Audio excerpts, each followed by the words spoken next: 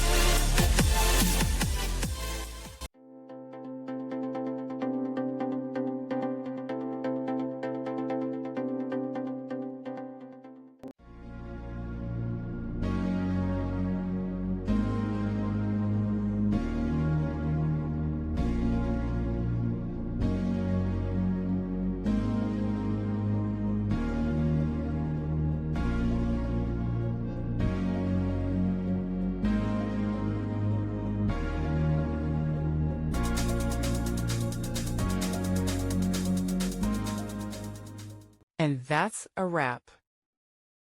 I hope you found the answer you were looking for. If you did, take a second to hit that subscribe button. It really helps out. And let me know in the comments which solution worked best for you. See you next time in the debug zone.